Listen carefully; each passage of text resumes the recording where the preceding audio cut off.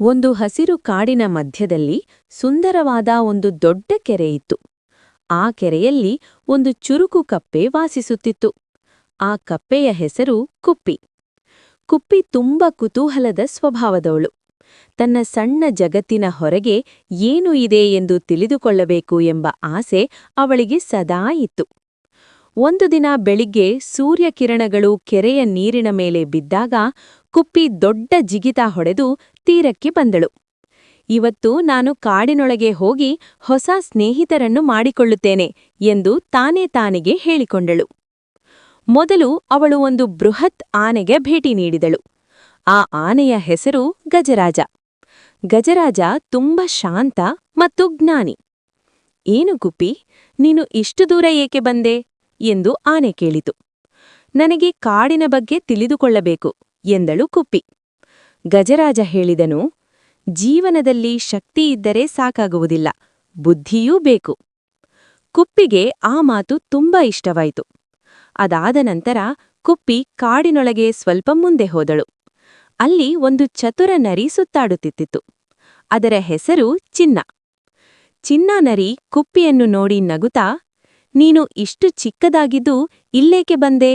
ಕಾಡು ಅಪಾಯಕರ ಎಂದಿತು. ಕುಪ್ಪಿ ಧೈರ್ಯವಾಗಿ ಉತ್ತರಿಸಿದಳು, ನಾನು ಸಣ್ಣವಳಾಗಿರಬಹುದು, ಆದರೆ ಧೈರ್ಯ ನನ್ನಲ್ಲಿದೆ. ಅಲ್ಲಿ ಹತ್ತಿರವೇ ಒಂದು ಮಯೂರ ತನ್ನ ರೆಕ್ಕೆಗಳನ್ನು ಹರಡಿಕೊಂಡು ನೃತ್ಯ ಮಾಡುತ್ತಿತ್ತು. ಅದರ ಹೆಸರು ಮೋಹನ್. ಮೋಹನ್ ಹೇಳಿದನು, ಪ್ರತಿಯೊಬ್ಬರಿಗೂ ತಮ್ಮದೇ ವಿಶೇಷತೆಯಿದೆ. ನನ್ನದು ಸೌಂದರ್ಯ, ಆನೆಯದು ಶಕ್ತಿ, ನಿನ್ನದು ಜಿಗಿತ. ಕುಪ್ಪಿ ತನ್ನ ಮೇಲೆ ಗರ್ವವಾಯಿತು. ನಾನು ಸಣ್ಣವಳಾದರೂ ನನ್ನ ಜಿಗಿತಲಿಂದ ನಾನು ಎತ್ತರದ ಸ್ಥಳಗಳಿಗೂ ಹೋಗಬಲ್ಲೆ ಎಂದು ಯೋಚಿಸಿತು. ಸಂಜೆಯ ವೇಳೆಗೆ ಆಕಾಶದಲ್ಲಿ ಕಪ್ಪು ಮೋಡಗಳು ಕೂಡಿಕೊಂಡವು. ಭಾರೀ ಮಳೆ ಶುರುವಾಯಿತು. ಕೆರೆಯ ನೀರು ಹೆಚ್ಚಾಗಿ ಹರಿಯತೊಡಗಿತು. ಕೆಲವು ಸಣ್ಣ ಪ್ರಾಣಿಗಳು ಭಯದಿಂದ ಅತ್ತವು.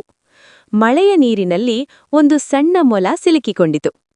ಕುಪ್ಪಿ ತನ್ನ ವೇಗವಾದ ಜಿಗಿತಗಳಿಂದ ಮೊಲದ ಹತ್ತಿರ ಹೋಗಿ, ಭಯಪಡಬೇಡ, ನಾನಿದ್ದಾನೆ ಎಂದಳು. ಅವಳು ಆನೆ ಗಜರಾಜನ ಬಳಿ ಓಡಿಹೋಗಿ ಸಹಾಯ ಕೇಳಿದಳು. ಗಜರಾಜ ತನ್ನ ಬಲದಿಂದ ದೊಡ್ಡ ಕೊಂಬೆಯನ್ನು ಸರಿಸಿ ಮೊಲ ಹೊರಬರಲು ದಾರಿ ಮಾಡಿಕೊಟ್ಟನು. ಎಲ್ಲಾ ಪ್ರಾಣಿಗಳು ಕುಪ್ಪಿಯ ಧೈರ್ಯವನ್ನು ಮೆಚ್ಚಿಕೊಂಡವು. ಚಿನ್ನ ನರಿ ಹೇಳಿತು, ನೀನು ಸಣ್ಣವಳಾಗಿದ್ದರೂ ದೊಡ್ಡ ಹೃದಯವಿದೆ. ಮೋಹನ್ ಮಯೂರ ತನ್ನ ರೆಕ್ಕೆಗಳನ್ನು ಹರಡಿಕೊಂಡು ಸಂತೋಷದಿಂದ ಕುಣಿದನು. ಆ ದಿನದಿಂದ ಕಾಡಿನ ಎಲ್ಲಾ ಪ್ರಾಣಿಗಳು ಒಟ್ಟಾಗಿ ಬದುಕಲು ನಿರ್ಧರಿಸಿತು.